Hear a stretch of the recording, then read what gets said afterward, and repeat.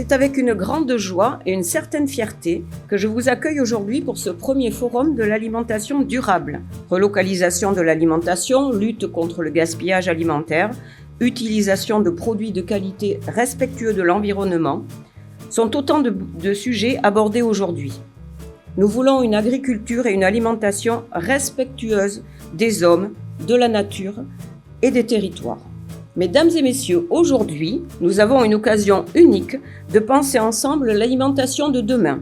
Je vous invite à être audacieux dans vos idées, généreux dans vos échanges et ambitieux dans vos projets. Ça commence par là aussi, quand on est en charge des politiques publiques, qu'on se préoccupe de la qualité pour tous.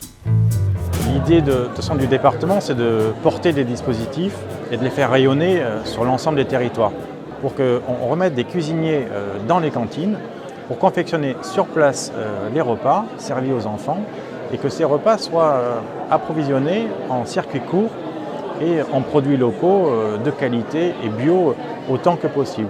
Et ce qui est important de savoir, je le dis aussi pour les autres collectivités locales, c'est que le coût des aliments est moindre que celui qui était auparavant préparé par la cuisine centrale. Donc apporter un débouché économique aux agriculteurs du territoire et servir de la qualité dans les assiettes aux élèves, aux enfants, ça ne coûte pas plus cher.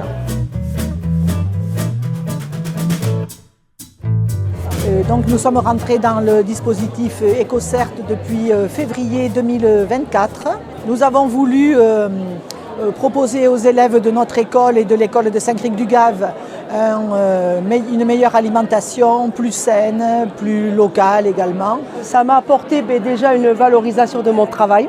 Quand on fait la première formation, on se dit il y a quand même des choses parce qu'on ne parle pas seulement de faire cuire un steak, des pâtes, voilà.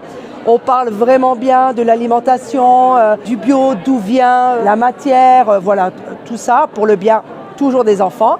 Et puis au fur et à mesure, on a eu les formations où on a cuisiné. Ça apporte une fierté parce qu'on se dit, bon, la commune, elle nous donne les moyens de valoriser notre travail.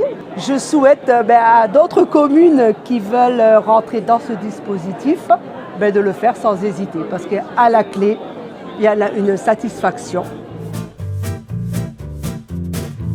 Ça a été très intéressant, très enrichissant de croiser les divers points de vue et de croiser les divers corps de métier ou de rencontrer d'autres acteurs qu'on n'a pas forcément l'habitude de rencontrer, de voir qu'on est tous pris par cette dimension de vouloir mieux faire et qu'on a juste besoin de se mettre en réseau et de concrétiser des actions ensemble.